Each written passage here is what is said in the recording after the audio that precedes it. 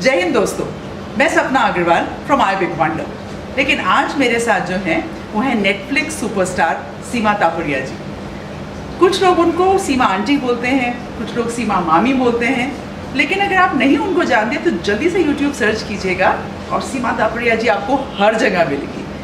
सीमा तापड़िया जी, क्या आप अपने बारे में कुछ कहना चाहेंगे सभी से? I am Seema Taparia from Mumbai. The whole world knows by this.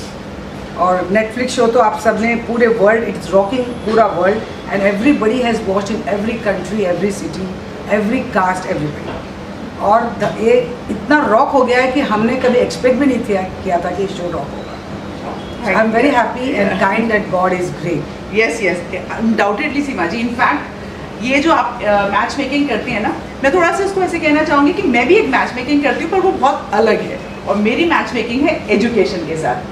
तो मैं सही लोगों को सही चीज़ के साथ मैच करती हूँ, लेकिन आप तो व्यक्तियों को मैच करती हैं। I think it is amazing. आपको फील कैसा आता है जब बिल्कुल एक हैप्पी मैरिज हो जाती है किसी की and they after few years they meet you, तो आपको क्या फील होता है?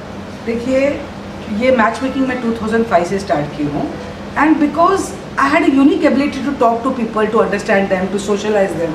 तो मैंने सोचा वाई नॉट, अपने समाज में इतनी सख्त ज़रूरत है इस काम की, तो why not we start and it will be a service to the society. आज कम्युनिटी को सर्विस देना, आज के ज़माने में कोई रिश्ता आपस में बताते नहीं है। इन अरेंज मैरिज हम मैच मेकर की ज़रूरत होती है। So I started this in 2005 and जब मैच होता है तब डिवाइन ब्लेसिंग्स मिलती है सामने वाले से। We get a sense of peace of satisfaction कि मैंने किसी को दो लोगों को मिलाया है, दो लोग को खुशी दी है। इससे भगवान ने मुझे इस धरती पे मीडिएटर बना के भेजा है इस काम के लिए। इससे ज़्यादा खुशी और क्या हो सकती है? मैं बहुत खुश रहती हूँ और डिवाइन ब्लेसिंग्स मिलती है जिनकी शादी होती है। राइट सीमा मैम, एक सवाल आपसे पूछूं, क्योंकि मैं एजुकेशन से हूँ, लोगों के स्कूल्स इस्टेब्लिश कराती हूँ, राइट लोगों को, टीचर्स को, बच्चों को वहाँ तक पहुँचाती हूँ, क्या पढ़ना चाहिए वो भी बताती हूँ। तो क्योंकि पढ़ाई की बात हो रही है, तो आपकी नज़र में पढ़ाई कितनी इम्पोर्टेंट है, या पढ़ाई करनी चाहिए या नहीं करनी चाहिए, या पेरेंट्स को बच्चे के पैदा होने के बाद शादी के बारे में सोचना चाहिए? देखिए, 20 साल पहले तक तो पढ़ाई का इतना इम्पोर्टेंस था नहीं। जैसे मेरी शादी हुई है 38 ईयर्स पहले, आई वॉज जस्ट 12th पास, शादी हो गई, फिर उसके बाद मैंने डिग्री की शादी के बाद। तो जब पढ़ाई का इतना इम्पोर्टेंस नहीं था, ये जस्ट ये था कि अच्छे घरों में शादी हो रही है, अपने घर रहो एंड अपना कुछ छोटा मोटा कुछ करो, जैसे मेरे साथ भी यही था। But since childhood I had ambition कि मुझे पूरे वर्ल्ड में नाम करना है, मुझे लव एंड रेस्पेक्ट चाहिए वर्ल्ड से। तो ये काम से मुझे लव एंड रेस्पेक्ट मिला और फेम भी मिला। और आजकल के ज़माने में क्या है, education is very important. The reason is आज बच्चे लोग एब्रॉड जाना चाहते हैं, एब्रॉड का एक्सपोजर लेना चाहते हैं। पढ़ाई, उससे क्लैरिटी होती है, एक्सपोजर मिलता है, बच्चे अपने टॉपिक पे बात कर सकते हैं, काफ़ी चीज़ें पढ़ाई से हासिल कर सकते हैं। बट आज के ज़माने में I tell that education is very important and हर लड़की पढ़ रही है, लड़के तो पढ़ ही रहे हैं, but girls are studying more than boys.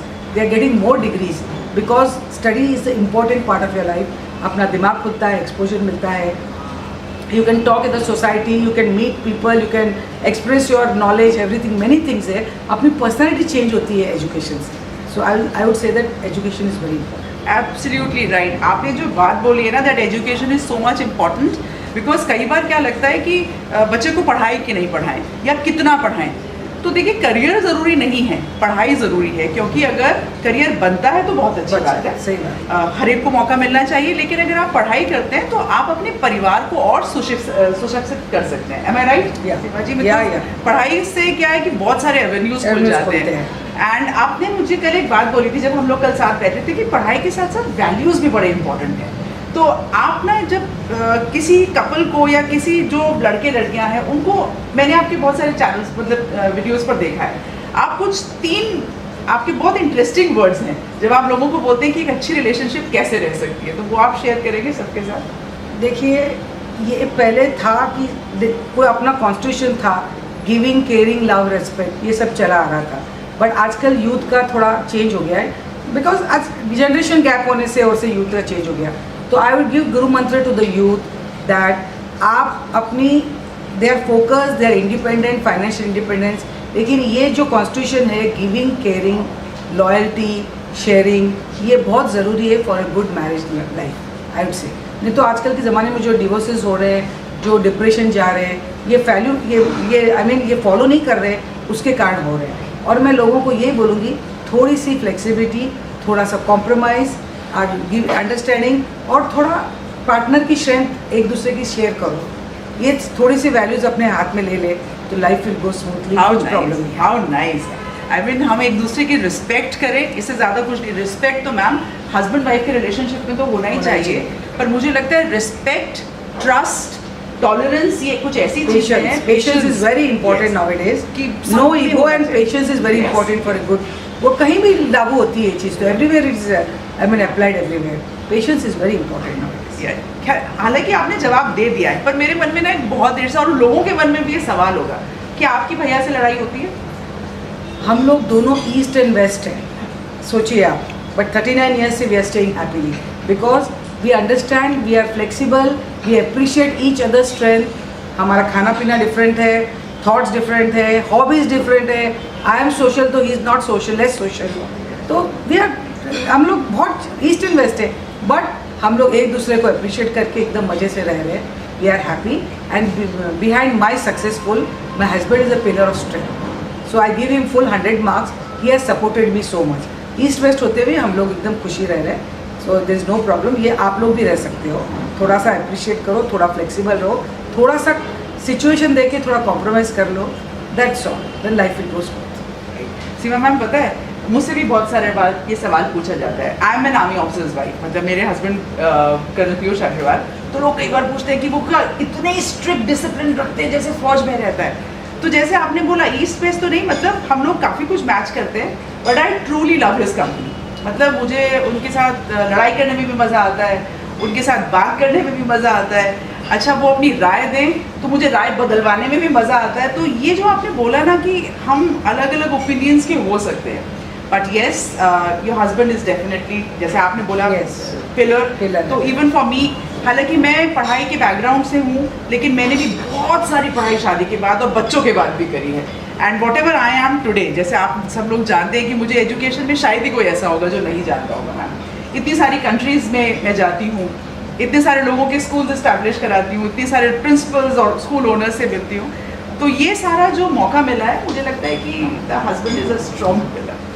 अब मैम आपने इतनी सारी बातें करी, अब हम दोनों एक बहुत अच्छे से मैसेज के साथ कंक्लूड करना चाहेंगे।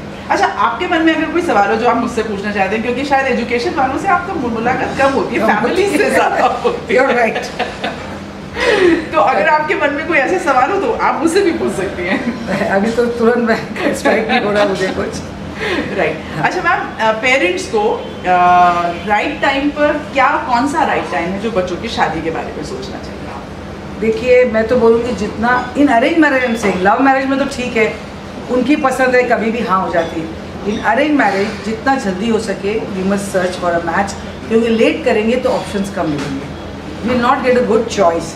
तो मेरे हिसाब से लड़कियों को 30 तक शादी कर लेनी चाहिए ताकि you get a good match. ज़्यादा लेट करने से कॉम्प्रोमाइज़ होएगा, जस्ट चलो भाई अब कोई नहीं है तो चलो इसके लिए हाँ कर दो, यू गेट लेस ऑप्शंस।